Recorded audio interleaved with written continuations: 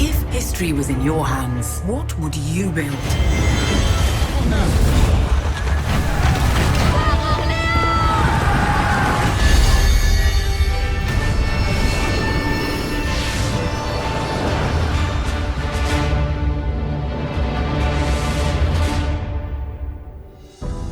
The king is back, and here to tell us more about Age of Empires 4 are Adam Isgreen and Emma Bridle from World's Edge.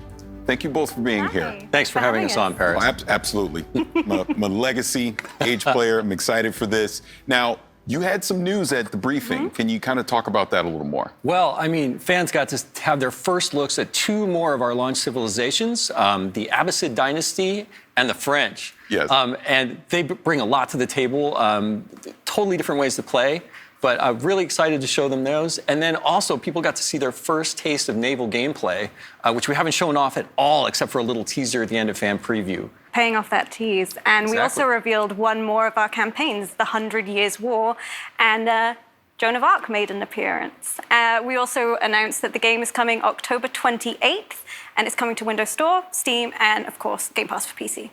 Now, earlier you mentioned the two civilizations, the Abbasid dynasty and the French. Can you kind of go into detail about that? Sure. Yeah, I guess I'll start.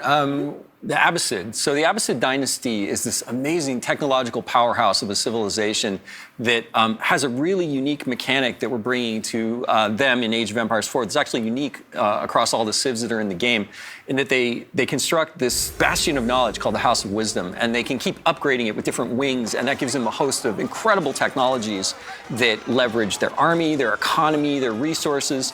But beyond even that, they have an incredible amount of fun units, especially camels. Unique to the civs again, the launch civs for Age of Empires 4 is camel units. And these camels have amazing abilities to buff the other units in their armies. And so you have these wonderful diverse mixes where you always want to be throwing different units together, but always including camels for the different kinds of buffs and advantages you can give to your civilization. It's great. And the French are really, really strong with trade. They've got some great options that are going to make your late game really, really interesting. They have a landmark called the House of Commerce. And for your units, you're going to really want to focus on knights and lancers. Those are your powerhouses. But the French actually made an appearance in the trailer as part of the 100 Years' War campaign. And as you can see, Joan there, I'm actually wearing her around my neck. She's a feminist icon from history. This young woman who led with her convictions and led a battle. And she was a teenager. And so she's beloved. She's in Age 2 in a campaign, and so we know Age fans are going to love seeing her again. And the 100 Years' War, with the multiple missions, like the Battle of the 30, are really going to bring that period of history to life. And all the live action footage that you saw in the trailer on Sunday, that's all from within the game. Wow. We have these multiple documentaries that will play between the missions to storytell and really bring it to life as you journey through the 100 Years' War. Yeah, taking a completely different approach to how we're telling a story in... Matter of fact, I don't think I've seen any game that does what we're doing in terms of how we're showing the story and how we're getting people involved with history. So it really, super exciting. Really brings it to life. And I've learned things about English history from these documentaries I didn't learn in school. So they're educating as well as moving the game forward. Now, community feedback is always important in any game, but especially in something like Age. Now, how have you taken some of that feedback into development for Age 4? So we formed a community council back in 2017. We wanted our community and our players to have a seat at the table for development. We're making the game for them.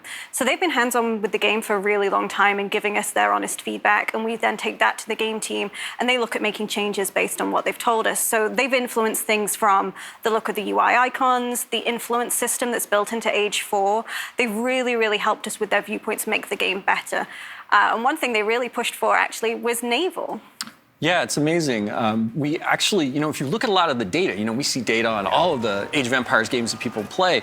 And naval is one of those things that in Age 2, a lot of people don't use it, which is crazy, right? But if it wasn't there, people would miss it so much. And sometimes we have to ask those hard questions when we're making games, right? We say, like, do we need to do this? And it was something that we felt weird about. And we went to the council with it and we're like, hey, not even you guys don't play naval all the time. Like, do we need it? And they're like, yeah, no, we see your point, but you have to have this. Yeah.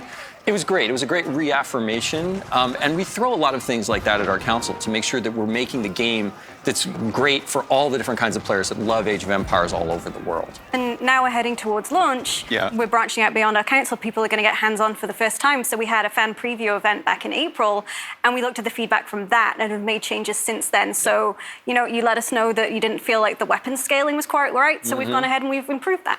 That is fantastic. Now, you actually hit on something that I wanted to jump into because Age has been around for a while. There's been previous games, but you continue to make content for those. So what's some of the news you can share as far as development with some of the legacy Age games? Well, we have a new expansion coming in August for Age 2 Definitive Edition called Dawn of the Dukes.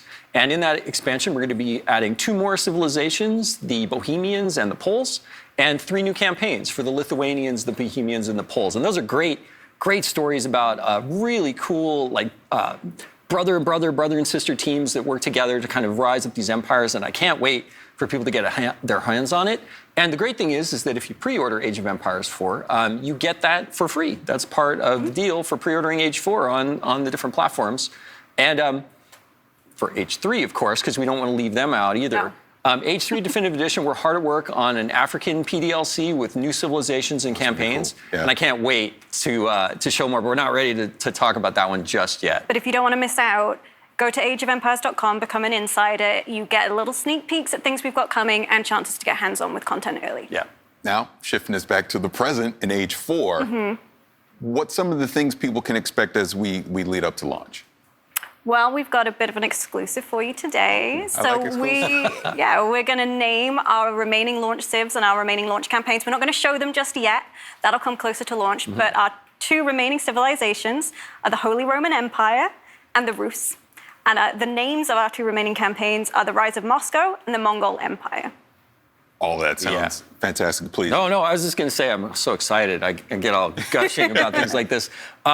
You're going to have to wait a little more to get information and see more detail on those civilizations and campaigns, but we've also got a ton of stuff planned. We have a beta that's going to be coming up, so you can go to ageofempires.com to sign up be an insider to get in our beta and get a chance to actually get hands-on with the game. And then, of course, again, we're launching October 28th. Yep. Not long to wait. On Steam, on Windows 10, and on Game Pass for PC. So it should be great any way you want to play. We're just really excited. That is great, and I'm sure Age fans all around the world are really looking forward to that. So, again, Adam, Emma, thank you so much for being here. Thanks for having us on. No, thank you.